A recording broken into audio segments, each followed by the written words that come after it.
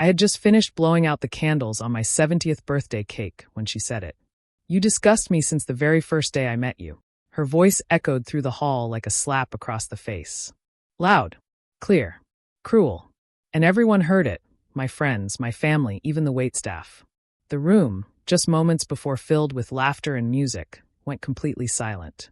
Like someone had unplugged the joy from the night. I froze. I looked at her, standing next to my son with a glass of wine in her hand, her eyes burning with something I couldn't understand. Hate? Anger? Disgust? I didn't say anything. I couldn't. Not because I didn't have anything to say, but because my chest felt heavy, like someone had dropped a stone into my heart. Her words, they weren't new. Not really. I had felt her coldness from the beginning. The fake smiles. The way she looked through me instead of at me. The way she always rolled her eyes when I tried to help. But still, I had hoped. I had hoped that with time, things would change.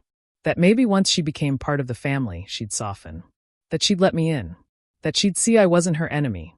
I was just an old woman trying to stay connected to her son. But tonight, she didn't hide it. Tonight, in front of everyone, she ripped off the mask. I looked at my son. He didn't say anything. He didn't defend me. He didn't hold my hand or put his arm around me or even tell her to stop. He just stood there, like he was paralyzed. Or maybe worse, like he agreed. My heart broke in a way I can't describe. Not the kind of heartbreak that makes you cry right away, but the kind that makes you feel like you're shrinking inside your own body.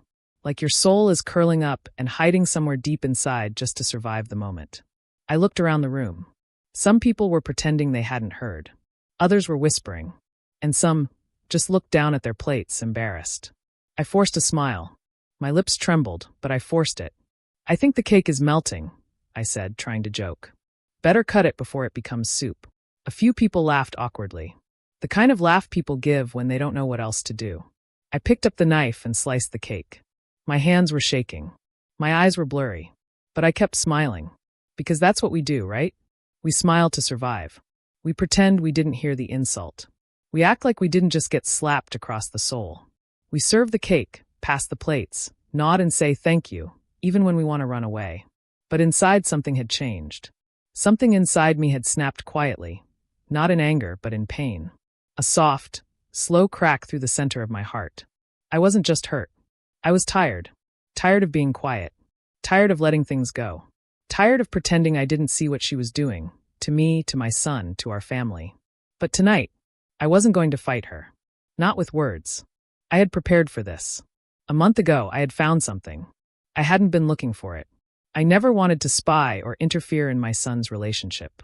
I had always told myself to stay out of it. To let him be happy, even if it meant stepping back. But something strange happened that day. My neighbor's daughter works at a photography studio.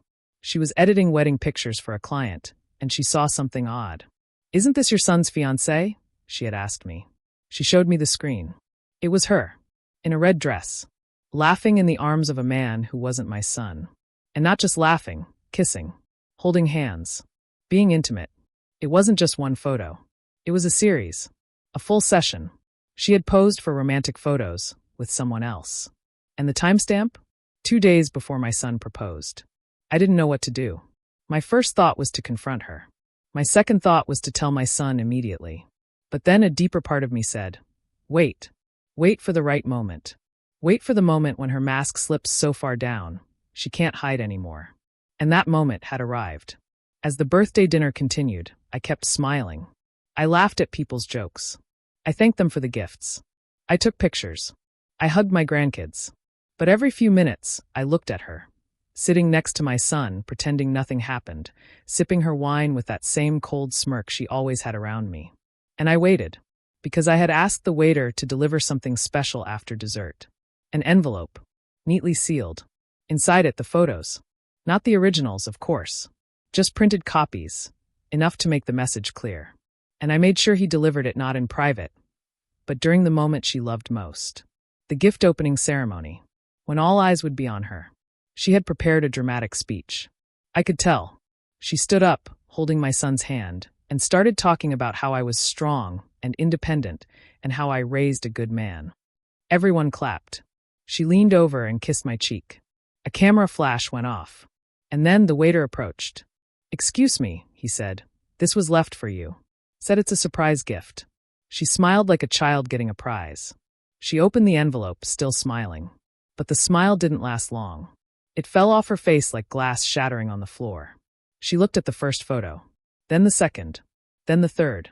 Her hands started shaking. Her face turned pale. And for the first time since I had met her, she was silent. She turned to look at me. Our eyes met. I didn't speak. I didn't blink. I just tilted my head and gave her the same polite smile she had given me all these years. Empty. Cold. Unbothered. She looked at my son. He leaned over, confused, and looked inside the envelope. And just like that, everything started to unravel. That was just the beginning. But in that moment I knew. I didn't need to scream. I didn't need to insult her. I didn't need to defend myself.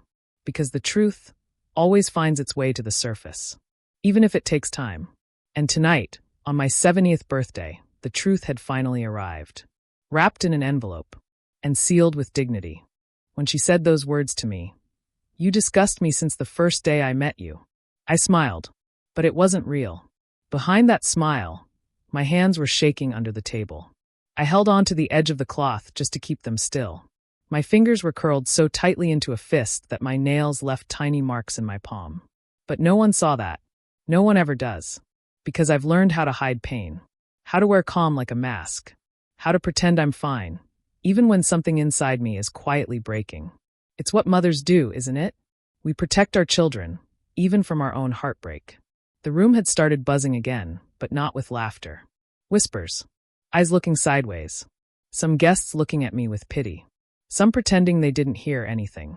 A few were clearly uncomfortable and stood to get more wine or check on the kids. I don't blame them. No one wants to get in the middle of family drama, especially not at someone's 70th birthday. And that's what hurt the most. It was supposed to be my day. One day where I was surrounded by love. One day to celebrate reaching a lifetime of memories, of struggles, of raising a son on my own after my husband died too young. A day to feel seen. But instead, I felt like a shadow sitting in the corner of my own party. I looked at my son. He still hadn't said anything. He stood there like a statue next to her, his face caught between confusion and embarrassment. He wasn't angry. He wasn't surprised. That broke my heart even more. Because it meant this wasn't the first time she spoke about me like that. He was used to it. And yet he stayed silent. You know, when he was a little boy, he used to draw me pictures. Little hearts with "Mommy is my hero" written in crayons. He would hug me tight after school and say I was the best mom in the world. We didn't have much. Just a small apartment, a small car, and a lot of love. I worked 3 jobs. I skipped meals so he could eat. I gave up everything I had to make sure he could go to college, chase his dreams, have a future I never had. And now he couldn't even say, "Don't talk to my mother like that." I didn't need him to fight. I didn't want a scene. I just wanted to matter. My friend Lucia leaned over and whispered, "Are you okay?" I nodded. I smiled. Again. But under the table, I was still shaking. Because when your own child doesn't defend you, it feels like the world has gone silent. Like your voice doesn't matter anymore. Like all those years of love and sacrifice are invisible. That night, I wasn't just embarrassed. I was grieving. Not a death, but a distance. A distance between me and my son that I hadn't noticed growing. Or maybe I just didn't want to see it. Then the music started again. A band I had hired weeks ago played soft background tunes. A waiter refilled glasses. A few people awkwardly tried to restart conversations. I just sat there, nodding politely, feeling like a guest at my own celebration. But in my purse, I could feel the second envelope. Yes, there was more than one. The first envelope, the one with the printed photos, had already been delivered. But the second one, that was for later. That one had the receipts, screenshots, messages, booking confirmations. Even one receipt for a hotel room charged on my son's credit card, on a night he was out of town for work. The front desk confirmed it wasn't him who checked in. It was her, with the same man from the photos. I didn't want to destroy her. I'm not a cruel woman, but she had tried to destroy me. Not just with her words, but with her manipulation, her silence, her slow poisoning of my son's heart. She had turned him against me little by little, using fake politeness in front of him and ice behind his back. And I let it happen, because I thought he's in love. Let him be happy. Maybe she'll change. But people like her don't change. They only stop when they're exposed. She walked past my table, still clutching the envelope. She didn't look at me. She didn't smile. And I noticed her hand was shaking now. The same way mine had been minutes ago. Except hers wasn't from pain. Hers was from fear. Fear that the mask was slipping. Fear that the truth was starting to burn through the lies. A few moments later, I noticed her whispering to my son in the corner. She kept pointing toward the hallway. He looked confused, then angry, then concerned. He started walking toward me, and my heart raced. Was he finally going to ask me? Was he going to demand why I did this? Was he going to defend her again? Or maybe he was finally going to ask for the truth. He sat beside me, quietly, no smile. He didn't say, "Happy birthday." He didn't say, "Mom, are you okay?" He just looked me in the eyes and asked, "Where did you get those photos?" I looked at him, slowly, and for the first time in a long time, I didn't soften. I didn't rush to comfort him. I didn't say, "Don't worry, son, everything's fine." Because it wasn't. So I said the truth. A neighbor showed me. She works at a photography studio. She recognized her and thought I should know. He blinked. Once. Twice. And then he nodded. No anger. No yelling. Just a long silence between us. He stood up without saying anything else and walked back to her. And I sat there, still smiling, still shaking, because even though I had told the truth, I didn't know what he would do with it. Would he protect her? Would he blame me? Or would he finally see the woman standing in front of him for who she really was? I looked at the party, at the decorations I had chosen, the playlist I had created with my grandson, the guests I had invited one by one, all to celebrate 70 years of being a mother, a widow, a woman who had survived more than most people would ever understand. And in the middle of it all, I felt like I was waiting for something. For justice. For truth. For my son. Not to fight for me, but to remember me. When someone insults you in public, the first thing you do is look around. Not to see who's watching, but to see who will stand up for you. That's what I did. When she looked me dead in the eyes and said, "You disgust me since the first day I met you." I didn't look at her. I looked at him. At my only son. At the boy I raised alone after burying his father far too young. The boy who once promised to protect me when I got old. The boy who said, "No one will ever hurt you, Mom, not while I'm around." But he didn't say a word. He just sat there. Like he hadn't heard her. Like it was normal. Like her words didn't just slice through my heart in front of 40 people at my birthday dinner. I don't remember much of what happened right after that moment. The sound around me became fuzzy. Like someone had dropped a thick blanket over my ears. But I remember the feeling. The sting. The weight in my chest. The heat in my face that had nothing to do with embarrassment. It was grief. Raw, real grief. Because when strangers hurt you, it's painful. But when your own child stays silent, it feels like a betrayal so deep, you don't know where it ends. I had spent years telling myself that he was just caught in the middle. That she was difficult, yes, cold, sarcastic, even mean at times, but that she was his wife and he loved her, and I needed to respect that. I didn't want to cause problems. I never wanted to be that mother-in-law. The one always complaining, always interfering, always getting in the way. So I stayed quiet when she rolled her eyes during dinner. I stayed quiet when she corrected me in front of guests. I stayed quiet when she forgot my birthday last year, but posted a whole tribute to her own mother the same day. I stayed quiet every time she made me feel like I was a burden. But tonight I was done being quiet. Still, I didn't yell. I didn't raise my voice. I didn't create a scene. That would have made her happy. Instead, I did something that scared her more than anger ever could. I stayed calm. I smiled. Not because I was okay, but because I was finally in control. And that's when I knew.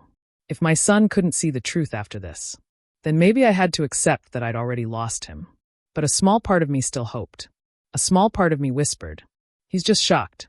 He'll say something. Just give him a second." So I watched. I waited. I looked across the room at the table where they had returned to sit. She was whispering to him, probably trying to explain the photos I had given her. I could see her hands moving fast, her mouth tight, her eyes full of panic. And he looked confused. Hurt. He opened the envelope and looked at the photos again. I saw his hands tremble. He turned his head toward me. And I thought, here it comes. He's going to defend me now. He's going to remember who I am. But no. He looked away. He put the photos back in the envelope and just sat there. I felt something inside me collapse. Quietly.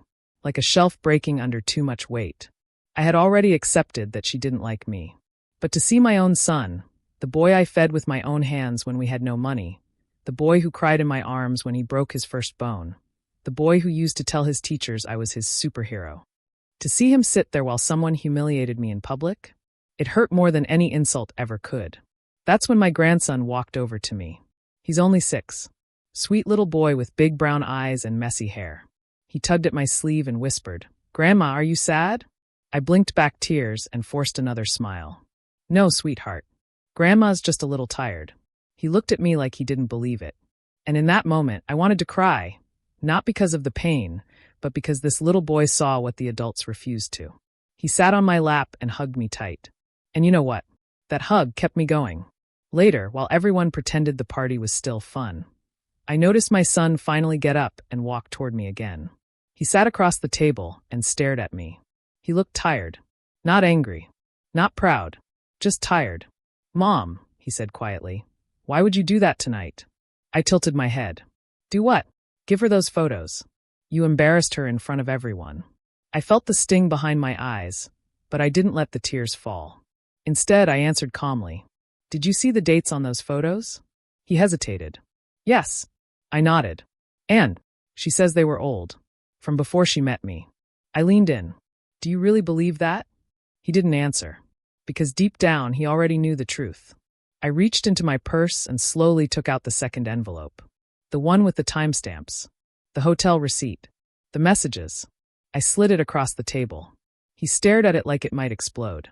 "Everything's in there," I said. "I wasn't going to show you. But now that you're asking me why I did this tonight, I want you to see what I've been protecting you from." He didn't open it. Not yet. He just sat there. Quiet. Still. I stood up and placed my hand gently on his shoulder. "You can pretend I ruined your night," I said. "Or you can admit she ruined your life. And I just showed you the truth." And then I walked away. I don't know what he did next. I didn't turn around. I needed to breathe. So I went outside, past the front door of the party hall, into the cold air. I stood there alone under the night sky, holding onto the railing like it was the only thing keeping me standing. The stars were out. Bright. Quiet.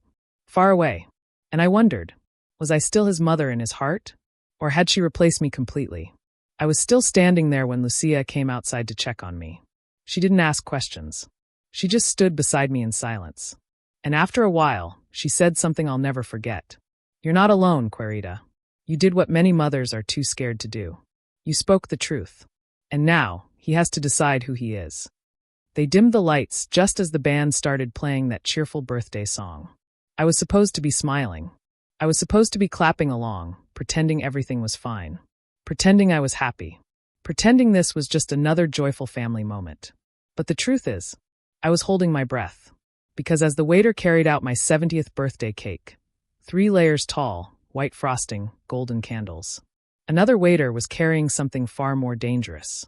An envelope. Thin. Unmarked. But inside, the truth. Let me explain something. When people hurt you quietly behind closed doors, it feels personal.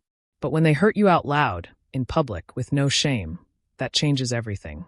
Earlier that evening, my daughter-in-law looked at me with disgust in her eyes and said, "You disgust me since the very first day I met you." And she didn't whisper it. She didn't say it during an argument. She said it loudly, right after I blew out the candles. In front of everyone. But what she didn't know was that I came prepared. I had spent years letting things slide. Letting her walk all over me. Letting her turn my son against me little by little. Using her fake kindness in front of him and her sharp tongue behind his back. But this time she crossed the line. So I decided, if she wants to play dirty in front of everyone, then I'll show everyone what she's been hiding too. The envelope had been in my purse all evening. I had told the waiter earlier, "When the cake comes out, give her this. Don't say it's from me. Just say it was left for her." Simple. Quiet. But enough. Inside were the photographs my neighbor had shown me. Clear, recent photos of my daughter-in-law laughing, holding hands, and kissing a man who was not my son. They weren't blurry. They weren't old. They were taken yesterday. The timestamp was printed clearly in the corner. She was supposed to be at a friend's bridal shower. Instead, she was with him. The room clapped as I pretended to smile and cut the cake. Flashes went off. People shouted, "Speech! Speech!" I took a deep breath. "I'll speak after dessert," I said. And that's when I saw it, the waiter walking toward her. My heart beat faster. My hands felt cold. She was laughing at something with one of her friends when the waiter stopped beside her. "Excuse me," he said. "This was left for you." She took the envelope casually, still smiling. She thought it was a card. Or maybe a gift. She had no idea. I watched her face as she opened it. First page, smile. Second page, confusion. Third page, silence. And then her entire face changed. Like someone had pulled the floor out from under her. Her hand froze in midair. The envelope slipped slightly. Her lips parted, but no sound came out. She looked around, as if someone else might explain what she was seeing. Her friend leaned over, curious, and she quickly tucked the papers back inside. But it was too late. Several people saw. One woman even gasped softly. And me? I didn't look away. I didn't blink. I just watched her realize her little secret wasn't a secret anymore. My son leaned toward her, whispering something. She shook her head, whispered back fast, panicking. But he grabbed the envelope from her hand. He opened it. He looked at the photos. And then he looked at her. Not with anger. Not with love. But with something worse. Disappointment. The kind that hits deep. When you realize someone you trusted has been lying to your face all along. The room started shifting. People were noticing. The whispers were growing louder. One of the cousins leaned over to another and said, "What's going on?" The birthday party energy had changed. It wasn't celebration anymore. It was tension. Unspoken. Thick. Heavy. Like everyone could feel something important was happening, even if they didn't know what. That's when my son stood up. He walked over to me. Everyone was watching now. I smiled gently. I didn't want him to feel trapped or cornered. This wasn't revenge. It was revelation. "Did you plan this?" he asked me quietly. "I didn't plan her lies," I said. "I just stopped covering them." He looked down at the envelope in his hand. "Where did you get these?" Someone who recognized her. A friend's daughter. She works at a photo studio. These came in for printing, and she thought I should know. He looked at me again. His eyes weren't angry. Just tired. "I need to talk to her," he said. I nodded. "You should." And then I added, "But read the second envelope before you decide anything." He paused. Second. I slid it across the table. Receipts. Messages. Hotel records. He looked at it like it burned his fingers. And then he walked back to her. She was still sitting, her back stiff, pretending to be fine. But her face was pale. Her eyes couldn't stay still. When he placed the second envelope on the table, she didn't even reach for it. She just stared at it, like it was a bomb. I turned away and took a sip of water. That was all I needed to do.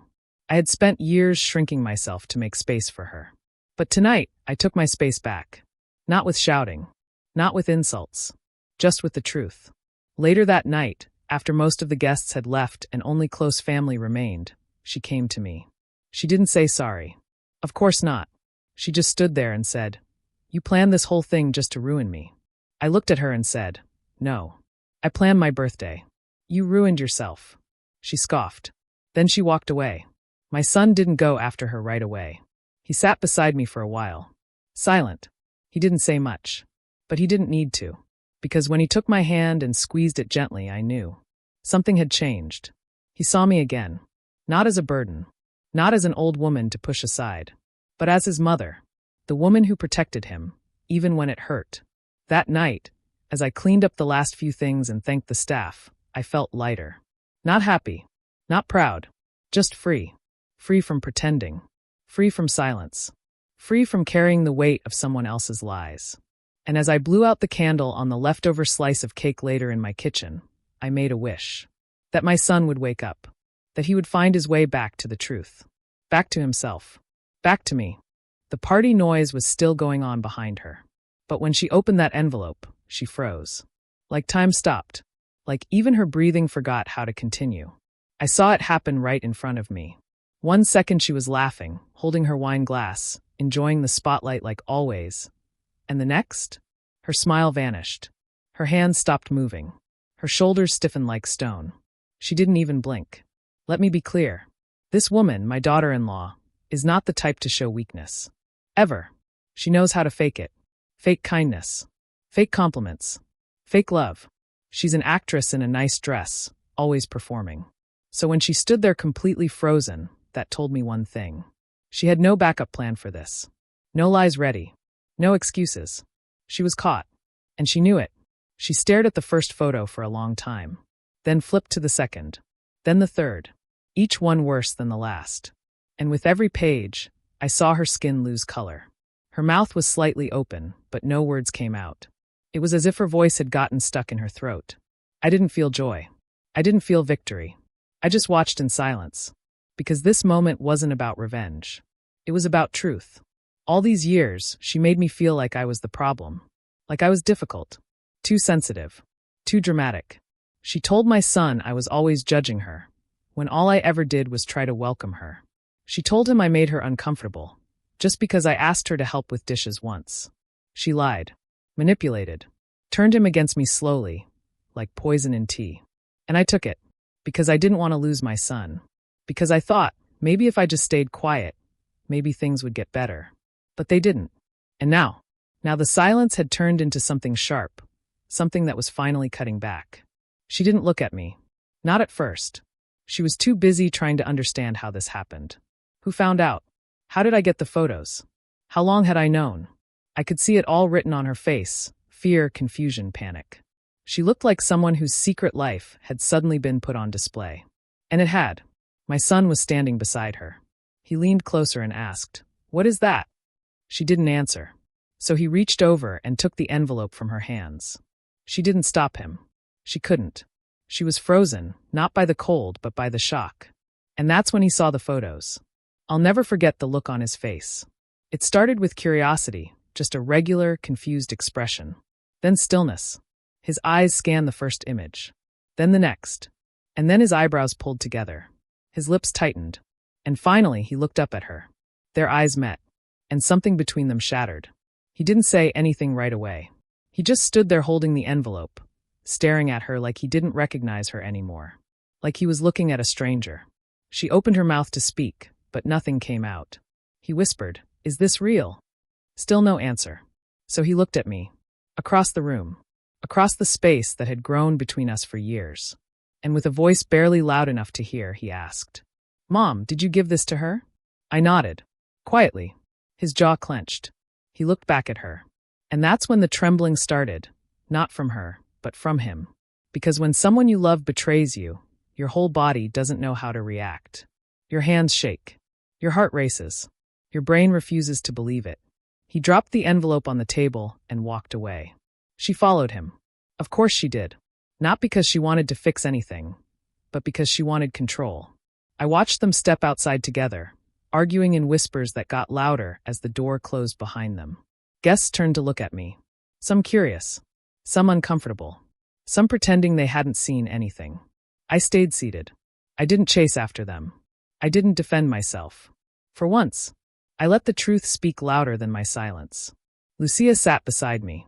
She had been my best friend since we were 23. She placed her hand on mine and said, "He needed to see it." I nodded. She continued, "You did what a mother does. You protected him, even if it hurt." And I finally allowed myself to take a deep breath. Minutes passed. The cake still sat on the table, barely touched. Someone had taken a slice and left it half-eaten on a plate. The party was over. Even if the music was still playing. Even if people were still talking. The real celebration had ended the moment she opened that envelope. Because the truth has a way of clearing the room. They came back in. He looked different. Not angry. Not broken. Just quiet. She stood behind him, arms crossed, avoiding everyone's eyes. He walked up to me. Held the second envelope I had given him earlier. This one had the receipts. Screenshots. Proof that this wasn't a one-time mistake. It was a pattern. A choice.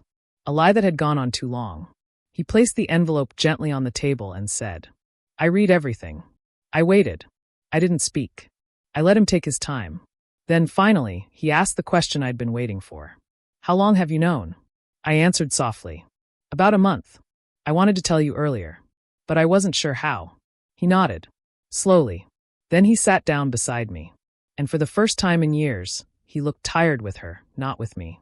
She didn't sit. She stood in the corner, arms crossed, face hard.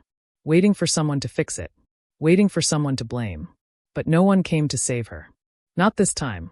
Later that evening, when most guests had left, my son stayed behind. He didn't say much. He helped pack the gifts into the car. He hugged his son goodnight. And before he left, he turned to me and said, "Thank you for showing me, even if it hurt." I smiled, holding back tears. And I said, "Thank you for finally seeing." That night, when I got home, I sat in my quiet living room. No music. No noise. Just me and my memories. I thought about everything I'd lived through. The heartbreak. The silence. The slow distance from my own son.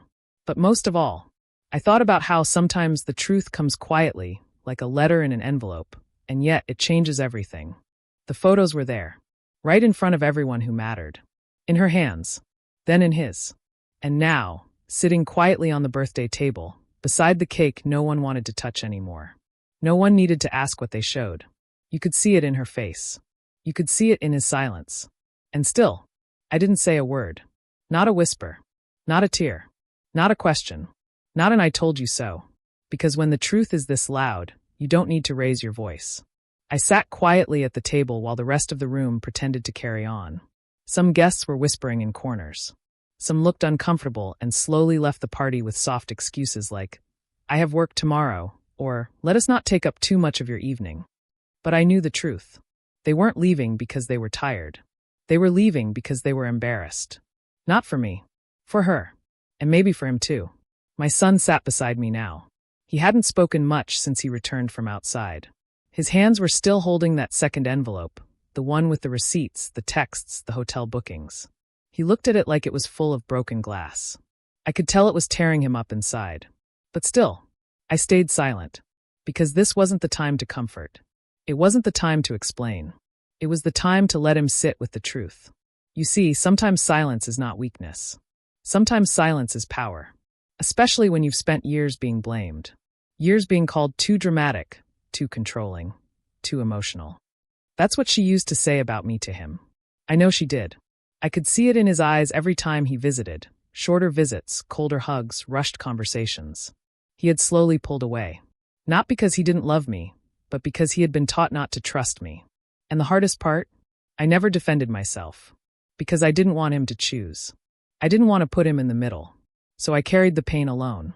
Until tonight. Tonight, the photos spoke for me. They showed what I couldn't. They said everything I had kept buried for years. She stood by the back wall now. Arms crossed. Eyes red, but not from crying, from being caught. She hadn't said a word since he saw the evidence. She wasn't apologizing. She wasn't even trying to fake it anymore. That told me something important. She knew it was over. The party decorations looked strange now. Like decorations left behind after a storm. The "Happy 70th birthday, Mom" sign above me hung crooked. Balloons had started to sag. The music still played softly, but no one was dancing. No one was smiling. And in the middle of all of it, I sat with the truth on the table beside me, and my son finally by my side. He finally spoke. Just one word. "Why?" I turned to him. "Why what?" He looked down. "Why didn't you tell me before?" I took a deep breath. "Because I didn't want to be the reason your marriage ended." He looked at me, really looked at me. I continued. "I didn't want you to think I was trying to break you apart. I wanted you to see. With your own eyes. In your own time." He nodded slowly. Then said something I didn't expect. "You were protecting me even when I wasn't protecting you." Those words. They nearly broke me. Because that's all I ever wanted. Not gifts. Not praise. Just to be seen. To be believed. To be treated like a mother who had done her best. Even if her best wasn't perfect. I looked at him and asked, "Do you believe me now?" He answered instantly. "I do." And then he reached for my hand. Warm. Gentle. Not out of habit. Not out of guilt. But out of love. A kind of love I hadn't felt from him in years. And I almost cried right then and there. But I held it in. Because I wanted to stay strong. For him. She finally walked over. Her heels clicked slowly across the wooden floor. Every guest still left in the room turned to look. It was like a scene from a movie, except there was no script, and no one was sure what she'd say next. She stood in front of me, looked at me, then looked at him. And she asked coldly, "So what happens now?" Not sorry. Not soft. Not ashamed. Just angry. Angry that she lost control. Angry that her secrets came out. Angry that I didn't play the game quietly like before. My son looked at her. His voice was calm but firm. I don't know, but it starts with you leaving tonight. She blinked. What? I'll call you later, he said. But this is my mother's birthday, and you already ruined enough of it. She stared at him like she couldn't believe he was serious. Then she turned to me, her eyes full of venom. You've been waiting for this moment, haven't you? I said nothing, because when the truth is right in front of everyone, you don't need to answer. She walked out without saying goodbye, without looking back. The room felt lighter, like a heavy curtain had been lifted. My son leaned back in his chair and exhaled like he'd been holding his breath for 5 years. He turned to me and whispered, I'm sorry I didn't see it before. I smiled gently. You see it now. That's what matters. Later, when we were packing up the last few things, he helped me carry boxes to the car. He stayed quiet most of the time, but not the kind of quiet that hides things. It was the kind of quiet that heals. That thinks. That slowly puts broken pieces back together. And before he closed the trunk, he said, Can I come over tomorrow? I just want to sit with you. Maybe talk. Maybe not. Just be there. And I nodded, because that's what I wanted all along. Not revenge. Not drama. Just my son back. That night, I placed the photos into a drawer in my bedroom. Not to forget, but to remind myself. The truth doesn't always need a voice. Sometimes it just needs space. And when the time is right, it will speak for itself. She waited until no one was looking. Everyone else was busy picking up purses and saying goodbye. The party was clearly over, even though music still played faintly in the background. And that's when she walked over to me, not in anger, not with her usual proud face, but with panic in her eyes. She leaned forward close to my ear and whispered, Where did you get these? Her voice shook. Her breath smelled like the cheap red wine she'd been sipping all night, and her hands, usually so steady, were clenched so tightly I could see the skin turning white around her knuckles. But I didn't flinch. I looked her right in the eyes and said nothing. She blinked. Maybe she thought I hadn't heard her. Maybe she thought I'd answer quietly, privately, the way she always made sure our tension stayed invisible to others. But I just stood still. I wanted her to feel it. The silence. The same silence I'd lived with for 5 years while she made small cuts in my relationship with my son. Cuts that never bled in public, but left me sore inside, aching, confused. She leaned in closer, still whispering, still hoping no one else could hear. Tell me who gave these to you. Did someone follow me? And now her panic had a different tone. Fear of being watched. Fear of exposure. Fear that the walls were closing in. I smiled calmly, then replied softly, Does it matter? That froze her, because she wasn't looking for the truth. She was looking for a way out. A loophole. An excuse. Something she could twist into a story to make herself the victim again. But the photos didn't lie. They had dates. Locations. Expressions. She wasn't just hugging an old friend. She wasn't accidentally caught at a dinner. She wasn't smiling out of politeness. She was kissing that man, holding his face like she once held my son's, laughing like she hadn't laughed around our family in years. And the worst part, it looked real. It looked like that was the life she actually wanted, not the one she was living now. She tried again, this time more aggressive, still whispering but sharper. You could have come to me privately. You didn't have to do this in front of everyone. You made me look like a fool. I almost laughed, because for 5 years, she made me feel small in my own home. She ignored me at family dinners. She rolled her eyes when I spoke. She once told my grandson not to sit too long next to me because I smelled like old perfume. And now that her mask was off, she suddenly wanted things to be private. I gave her one final answer. Soft, calm, clear. I didn't make you look like anything. I simply showed what was already true. She didn't like that. Her jaw clenched. She took a step back, and for the first time she looked lost, like a puppet without strings, like a queen without a throne. She walked away without saying anything else. And I just sat back down and took a sip of water. My son had gone quiet again. He was still holding the second envelope, the one with hotel confirmations, screenshots of messages, and one particularly painful voice note that had been accidentally recorded on a synced smart speaker. He hadn't said a word to her since reading it. And that silence, it was louder than anything. Later, as we left the hall, he helped me into the car. Gently, carefully, like he remembered I was his mother again. I thanked him.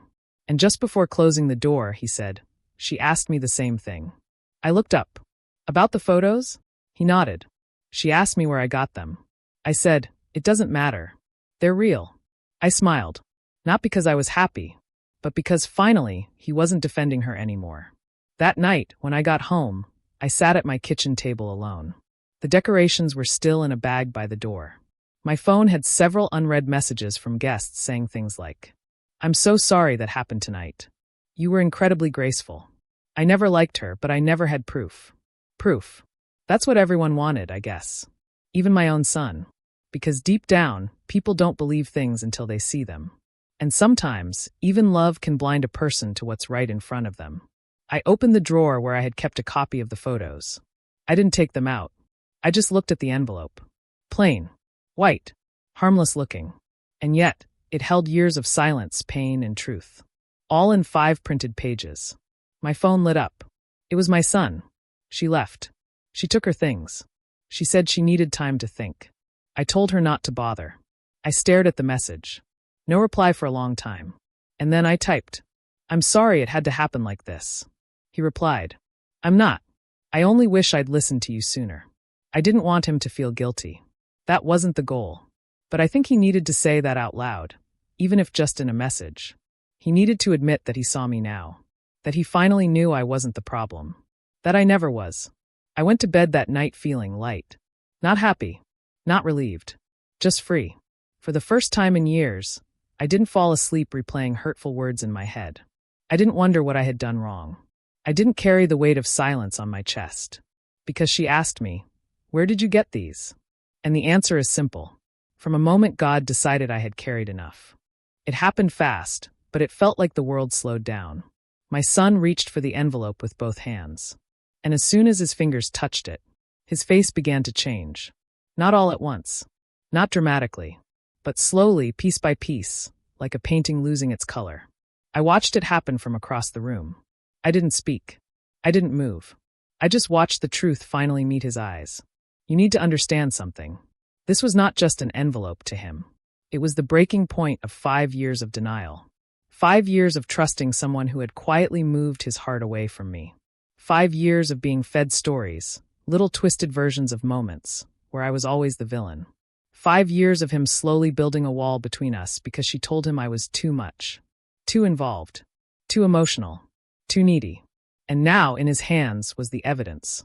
Of what she'd been doing behind his back. Of how long it had been going on. Of who she really was. He opened the flap. He didn't rush. He wasn't angry, not yet. I could see it in his face.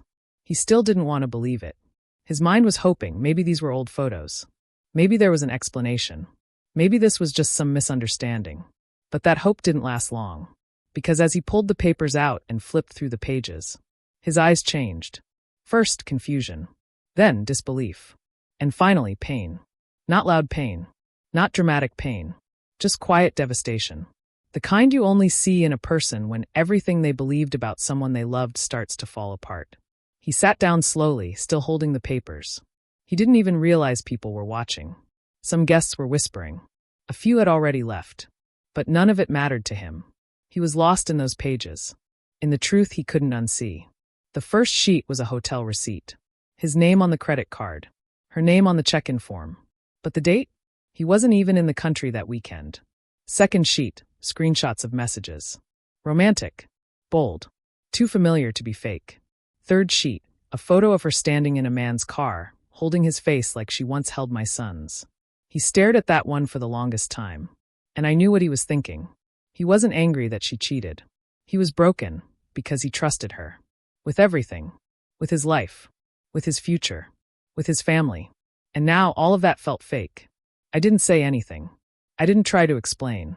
Because sometimes the worst thing you can do to someone in pain is rush their process. He needed to sit with the truth. Let it sink in. Let it hurt. Let it wake him up. After a few minutes, he looked up. Right at me.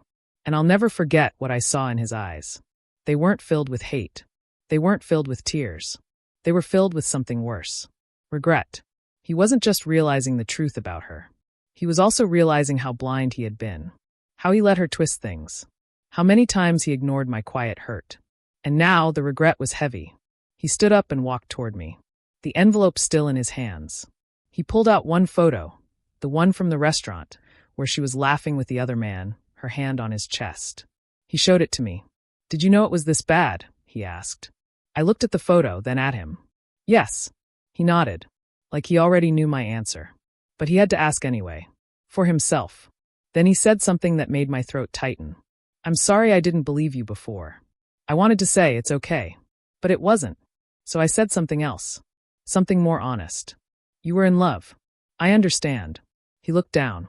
"I thought I was protecting her. But I was hurting you." I nodded gently. "You were protecting a version of her that didn't exist. That's not your fault. That's how liars work." He clenched his jaw. Then whispered, "I feel like a fool." That's when I finally reached out. Took his hand. Held it the way I used to when he was little. And said softly, "You're not a fool. You're my son. You were just loving someone who didn't deserve it." He sat down next to me, holding the photo in his lap. And for the next few minutes, we just sat there. No talking. No planning. Just breathing together in silence. Like we were finally in the same place after 5 years apart. Not in distance, but in understanding. She returned to the room. Of course she did. She wasn't going to leave quietly. She walked toward him with her arms crossed, trying to act confident, like she still had control. But her voice betrayed her. It trembled.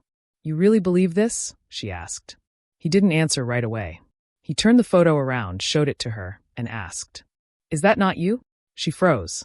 For the second time that night, I watched her face fall apart. Her mask cracked. She stuttered. "It's not what it looks like." He didn't flinch. He stood up. And for the first time since the whole thing began, he raised his voice. Just once. "Then what is it?" The room went silent. She looked around like she wanted someone to help her. But no one did. Even her own friends, the ones who used to laugh with her, had already left or sat quietly in corners. No one wanted to defend her now. The truth was too loud. My son turned to me. "Mom, would you mind if we left early?" I nodded. "Of course not." He picked up his coat, folded the envelope neatly, and placed it in his pocket. Then he turned back to her and said, without emotion, "I'll call you when I've cleared my head. But I don't think there's anything left to say." And we walked out together. Outside, the night was quiet. Cold but peaceful. Like the storm had finally passed. We stood beside my car. He looked up at the sky and said, "Do you ever just feel stupid?" I shook my head. "No. You feel human." He smiled faintly. Then said, "I don't know what happens next. I just know I don't want to live in a lie anymore."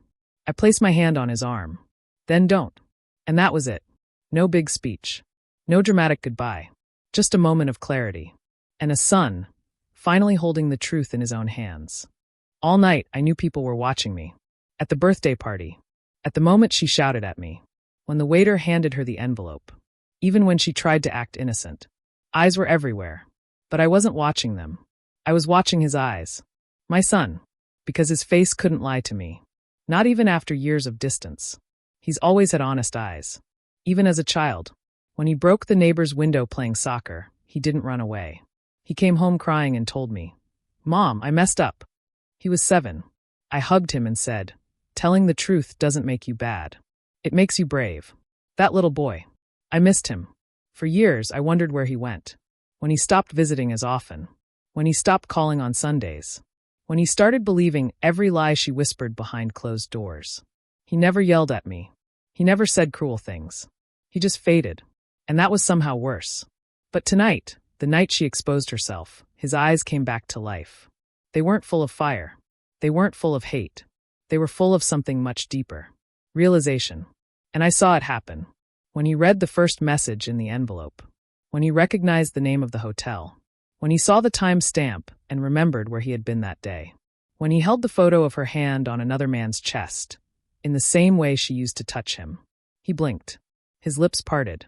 And in that moment, the lie he had been living cracked like glass. She didn't notice at first. She was too busy watching the crowd. She cared more about what everyone else thought. What they were whispering. What they saw. But I wasn't looking at them. I was watching the truth unfold in my son's face. That slow, painful look of betrayal. Of memories falling apart. Of realizing the woman he defended so many times had been lying with a smile for years. He looked at me, and I saw something in his eyes I hadn't seen in a long time. Softness. The wall was coming down. He looked tired. Not just physically, but tired in his soul. And I knew exactly how that felt. Because I had carried that same tiredness for years, hoping, waiting, holding my breath while pretending to be okay. Then she spoke, loud enough for everyone to hear. You're all making this bigger than it is. We weren't even together when that happened. Lies, but dressed like excuses. She had used this trick before, changing the story just enough to make herself the victim. Some people in the room looked uncomfortable. A few turned away, but he didn't look at her. He looked at me, and I could feel the question building in his chest. How long have I been blind? He didn't need to say it. I already knew. I had asked myself the same thing about him, over and over. How could he not see what she was doing? But love can do that. It clouds our eyes. And when we want something to be true badly enough, we convince ourselves that it is. He finally spoke. Not to her. To me. Why didn't you tell me sooner? My answer came gently. Because I wanted you to see it on your own. I didn't want to break your heart unless the truth was ready to speak for itself. He nodded slowly. His shoulders sagged, like the weight he didn't know he was carrying finally became visible. She kept talking, saying things like, she's just jealous. She's always tried to come between us. This is her fault. But no one believed her anymore. Because the truth had already spoken. And he wasn't watching her anymore. He was watching me. And in that look, that one long, honest look, I felt something come back. Something I thought I had lost forever. His trust. It was there in his eyes. No more doubt. No more walls. Just a son finally seeing his mother again. And not just as a woman who raised him, but as someone who never stopped protecting him, even in silence. After a while, the guests began to leave. Some hugged me on the way out. Some said things like, you handled that with so much grace. I'm so sorry you had to deal with this tonight. She never fooled me. But honestly, I didn't care what they thought. Because I already got what I came for. My son was back. Not physically, he had never left the city. But emotionally, he had been a stranger for years. Now, that stranger was turning back into the boy I raised. The boy who used to fall asleep on my shoulder during thunderstorms.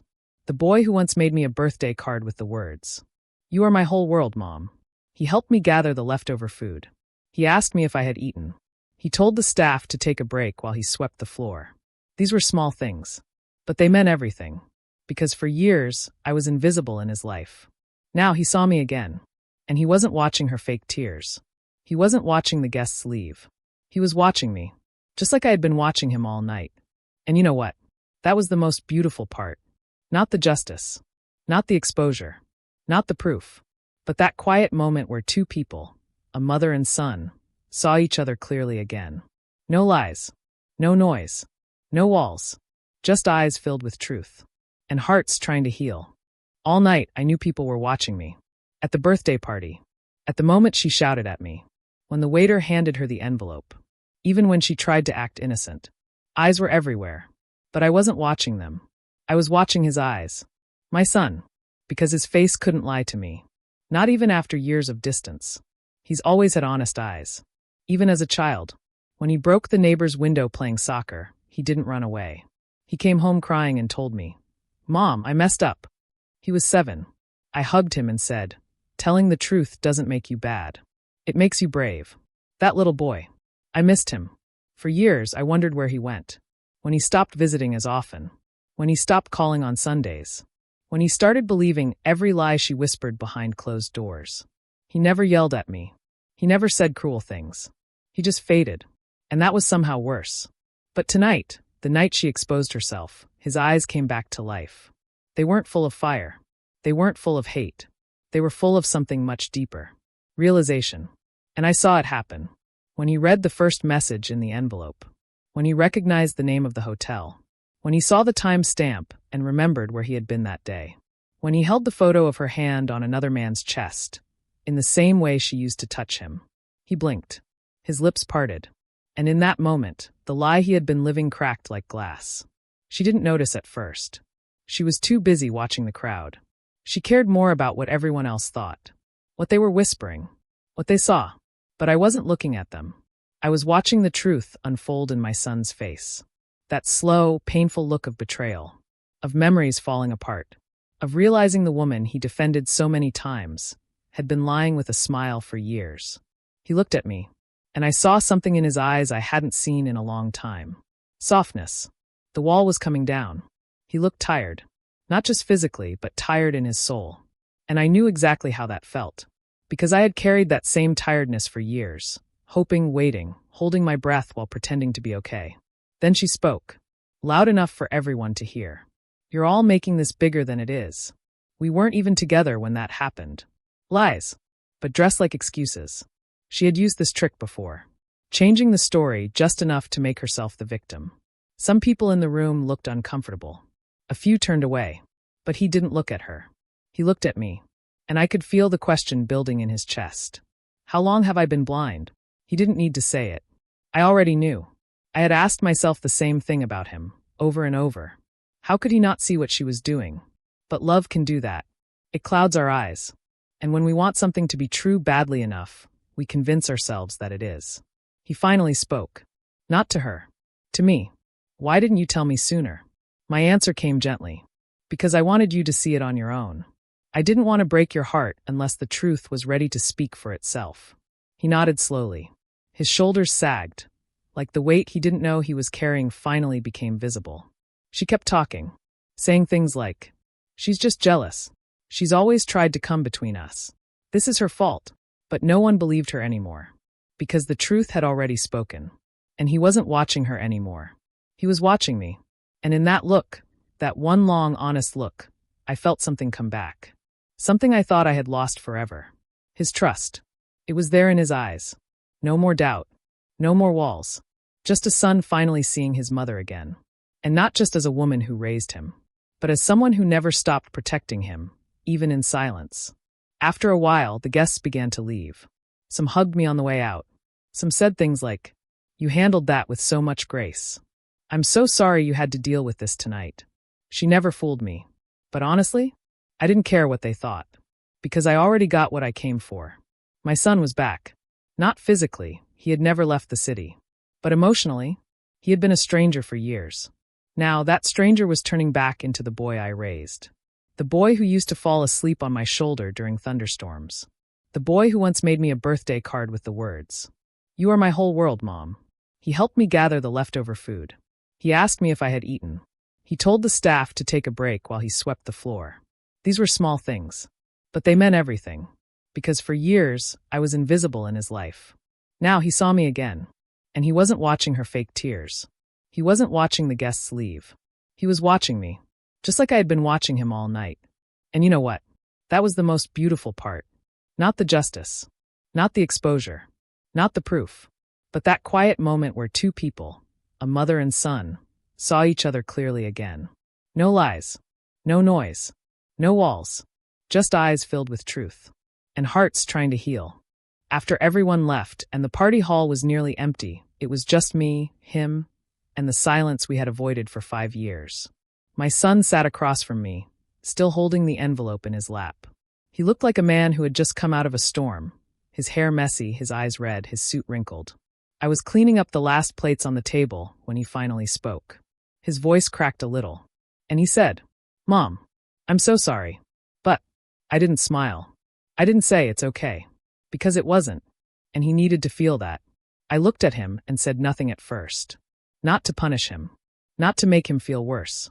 But because my heart had been waiting for this moment for so long, I didn't know how to hold it. 5 years of silence. 5 years of feeling replaced. 5 years of smiling through pain because I didn't want to make him choose between her and me. And now, when he finally said, "I'm sorry," I realized something painful. Sorry was not enough. Sorry couldn't erase the holidays I spent alone. Or the birthdays he missed because she said they were busy. Or the way he let her talk down to me at dinners. Or how he stayed silent when she called me dramatic. Or how he believed her when she said I was trying to ruin their marriage. No, sorry can't undo all that. So I sat down beside him. Quiet, calm. And I asked one question. Why now? He looked at me confused. So I repeated it. Why are you sorry now? Because you got caught in the truth? Or because you finally saw what you refused to see? His eyes filled with tears. He looked down at his hands and whispered, "Because I finally woke up, and I realized I left you standing alone for too long." I nodded slowly, not to forgive, but to say, "I hear you." Then I asked another question. "Do you remember when you stopped trusting me?" He looked up, and his face, the shame, the regret, it said everything. He remembered. He remembered the exact moment. When she told him I was controlling. When she said I was manipulative. When she cried in his arms after I asked her to help clean up dinner. And he believed her. Without asking me. Without even hearing my side. He looked at me, eyes glassy now. I was stupid. I shook my head gently. No. You were in love. But you forgot who raised you. He swallowed hard. And that's when he said something I didn't expect. There were days I wanted to call you.